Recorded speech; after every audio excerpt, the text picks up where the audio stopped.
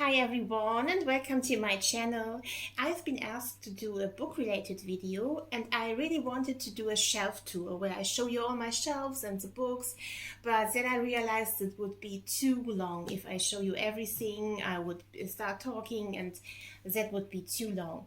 And if I just show you the shelves, it would be really boring. So it would be like, this is the science fiction shelf, and this is the Stephen King shelf, and this is the fantasy and things like that. It won't be interesting.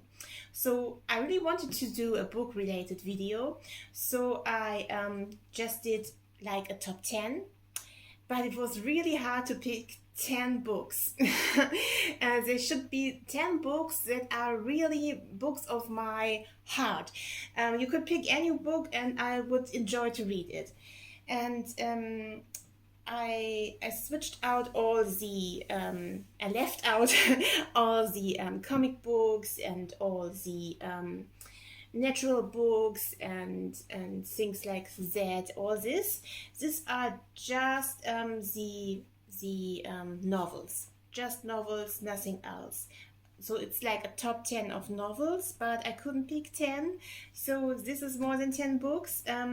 These two belong together and these three belong together, so it is like 10 plus 1 plus 1. That's it. I couldn't pick 10 books. It was too hard to do that. So, long talking short, the first book I want to introduce you, they are not in a particular order.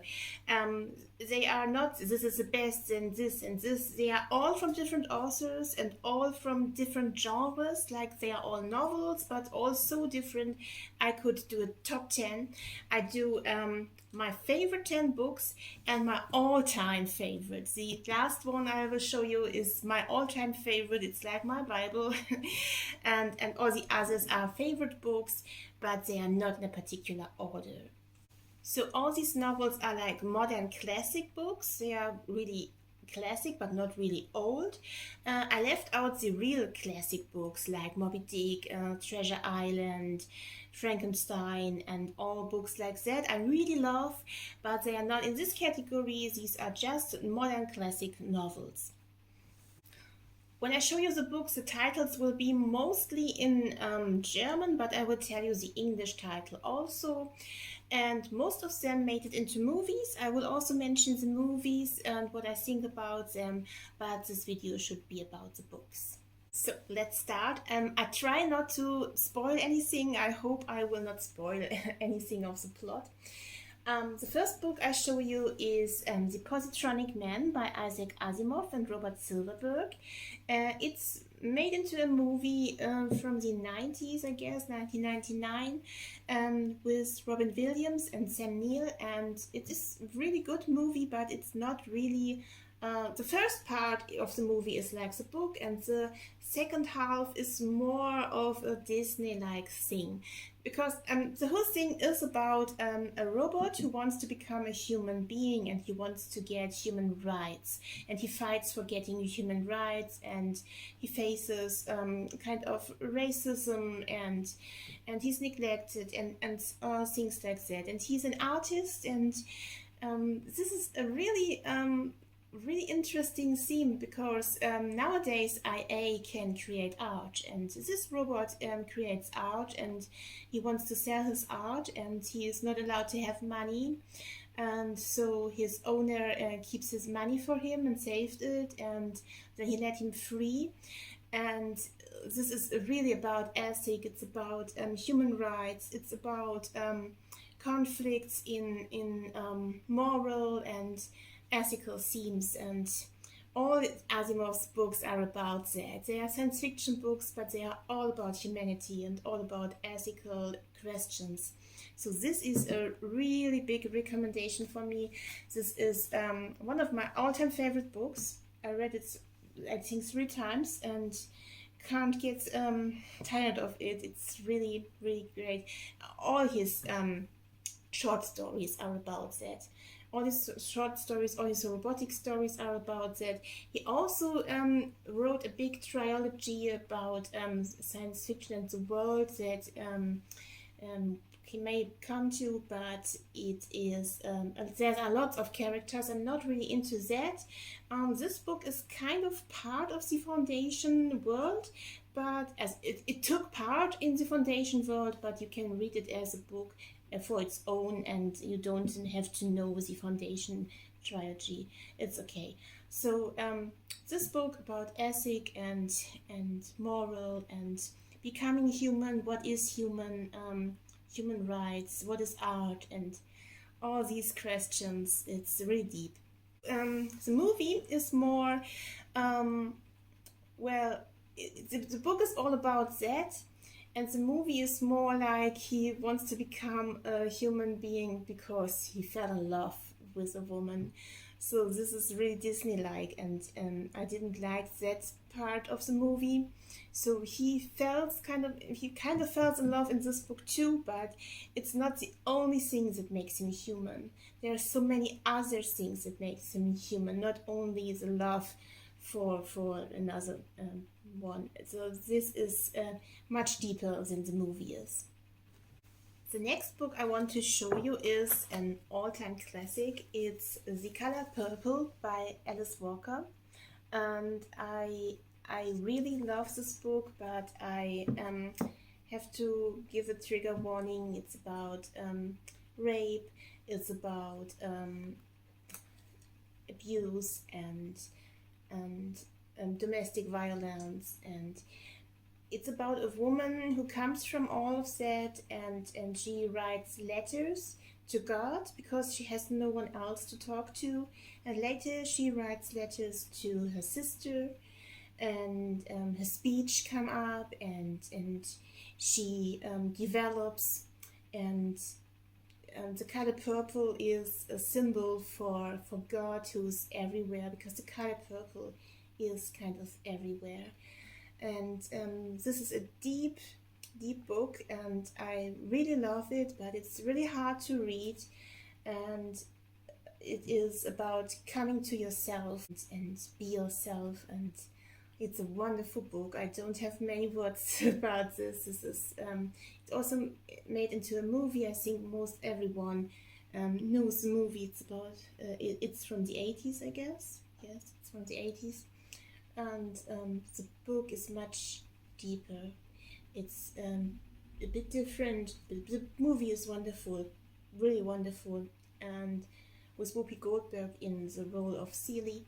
And Celie is a beautiful, wonderful character, and I really, really love her. And the book is hard to read.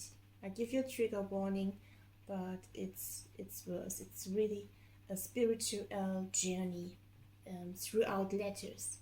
Really, really great.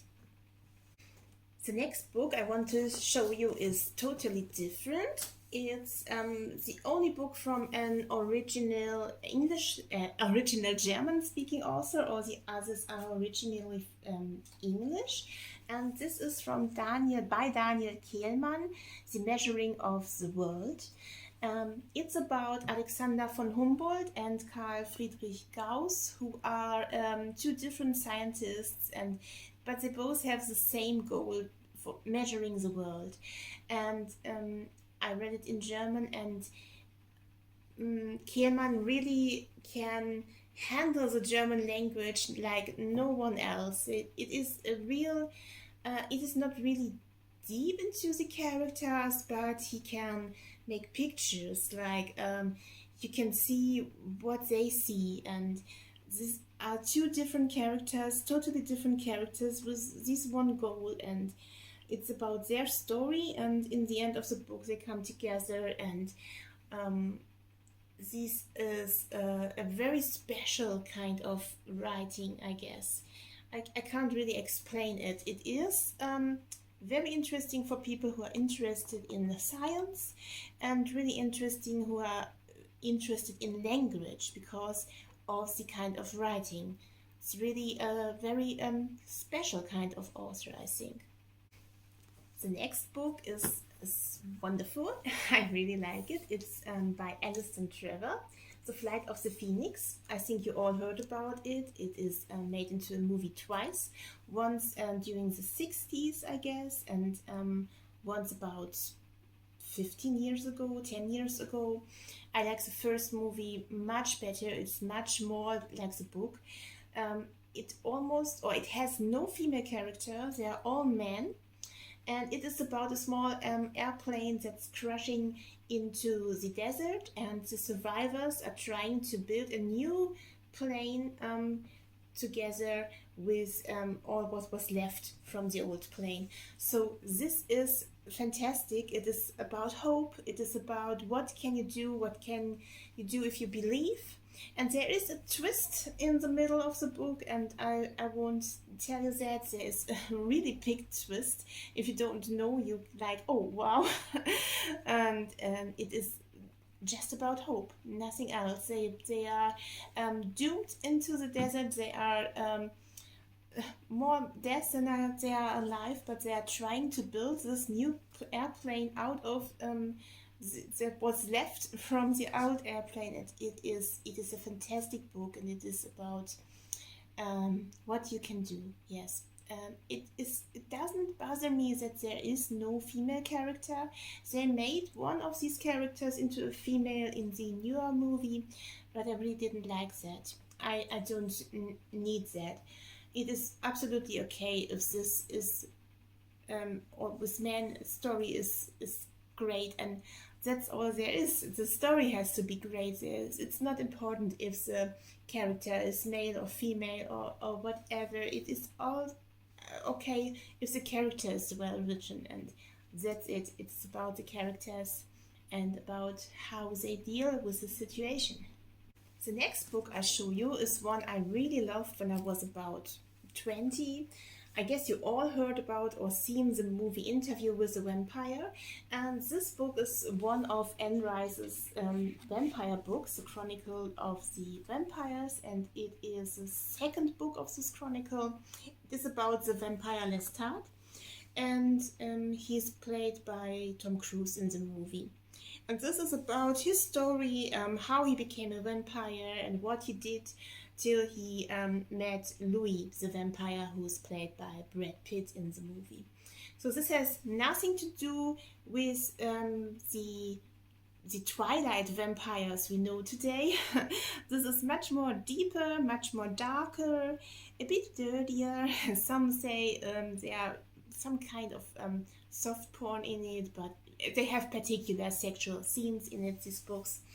But they are really well written, and they are really well researched, because vampires are immortal, so he lives through all the decades, and you see the scenes, the cities, and all the cities changing throughout the time. And this is really, really well researched and very fantasy-like.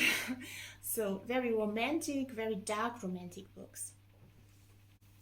Okay, next book is totally different. It's an autobiography by Frank McCourt, and it's not Angela's Ashes. He wrote Angela's Ashes, which is a very, very famous book, and it's made into a beautiful, wonderful movie. This is Teacher Man by Frank McCourt, and it is also a wonderful book. I enjoyed it very much. Angela's Ashes is about his childhood, his life in Ireland in poverty, and then he immigrates to the US.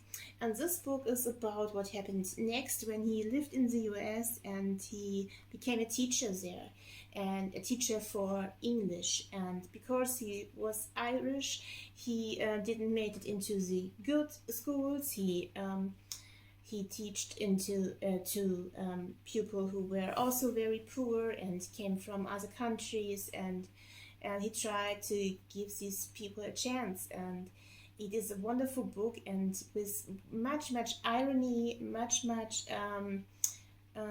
really smiling. You're smiling the whole time when you read it. It is really sad stories, but very graceful. I really like that. Next book is totally different again. It is by Michael Crichton, Eaters of the Dead. It is kind of a historic horror kind of thing, and it is about an Arabian ambassador who is going on a journey with Viking warriors, and it is about a real culture clash and how these two different cultures came together and making friends and getting along and helping each other.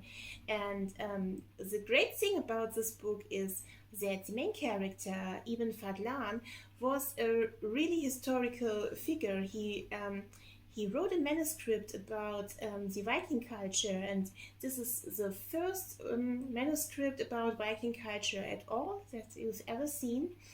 And it's really interesting because there is this manuscript that is in this real world, and this story, you can think maybe this could have happened or maybe not. I don't know. This is great. It's made into a movie in the 13th Warrior. It is a great movie, I think. If they had more money, they would have done a really great movie, but this movie is really, really, really good. And it is like the book. The book is like the movie. The book has some more details, of course, but I can highly recommend both. The book is hard to get. In German, I don't know if there is a German dubbing. I only read it in English. The book is really hard to get in English too, I guess. I don't know why. It's not so popular like all his other books.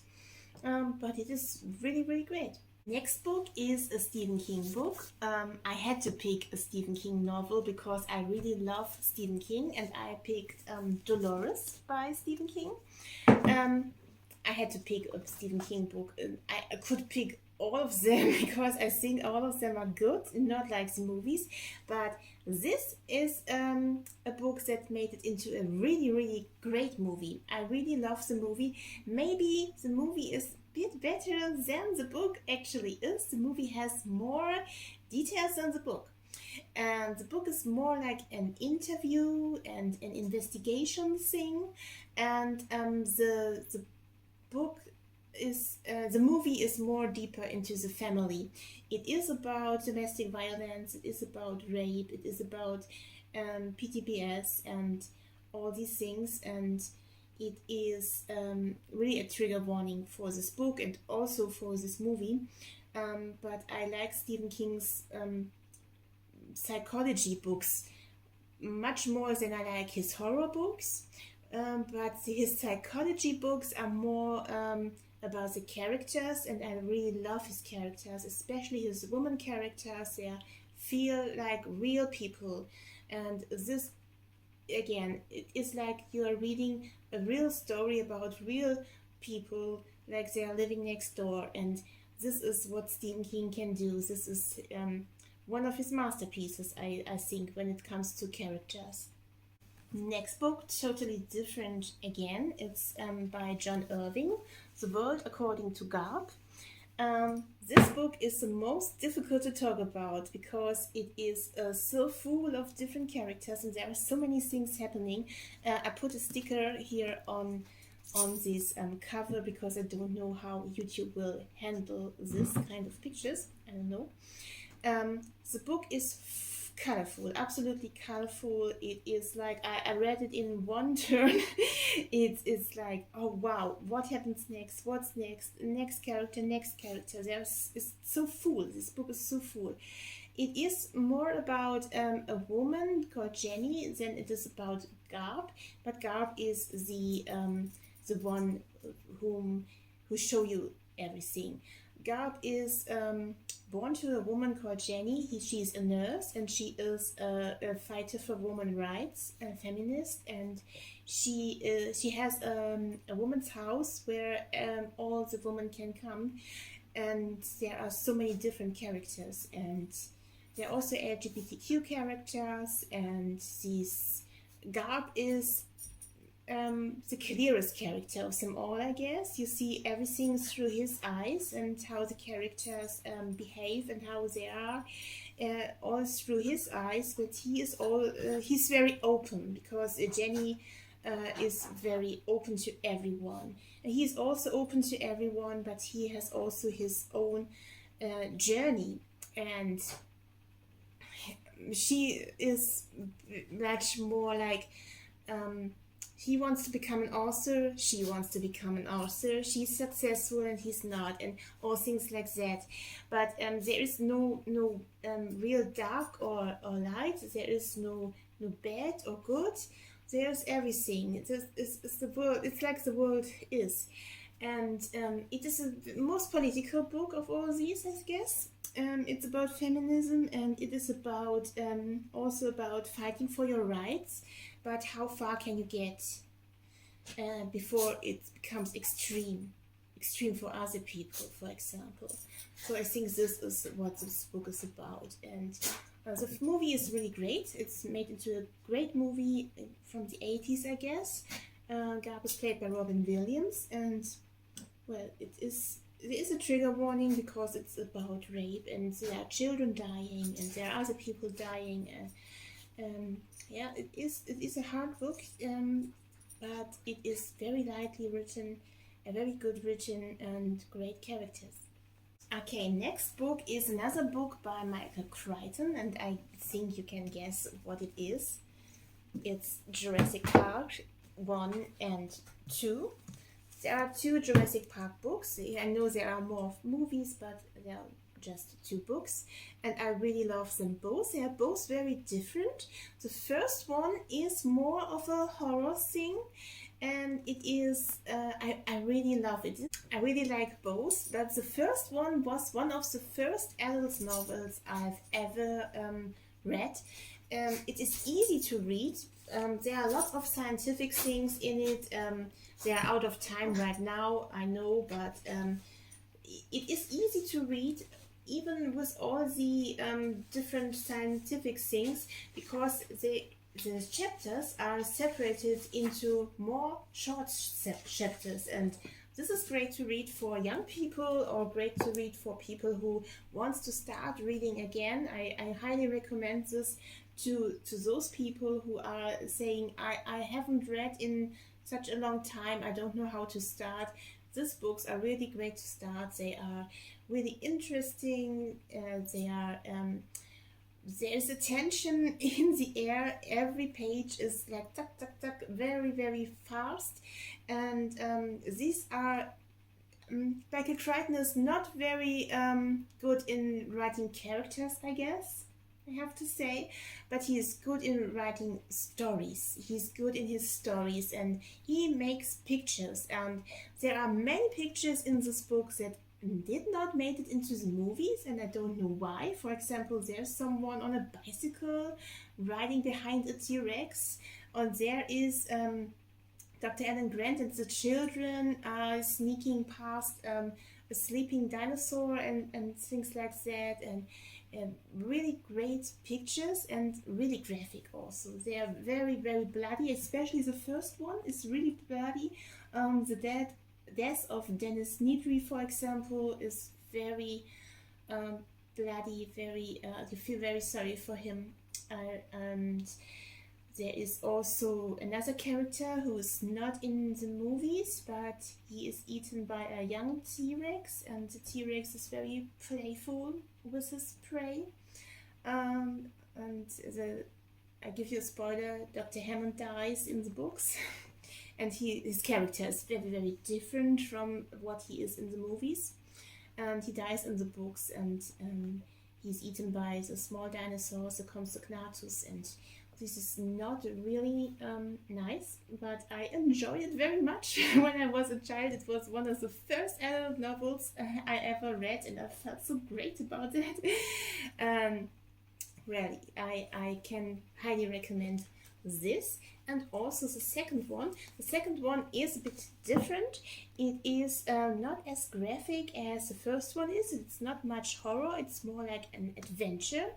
And it is so much fun. And you have really so much fun with the book. For example, here is this kind of map where you can see where everyone is. There are 2 different groups of people on this island. This is in other islands than in this book, and they are chasing each other and chasing for special things on this island. It's like a treasure hunt for adults, really. I highly recommend this book. You have so much fun with it. Really, very fun.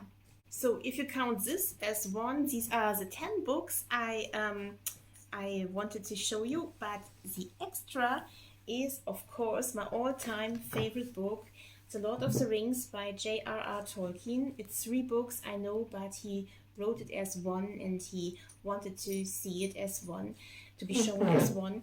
And this is the third, second and the first.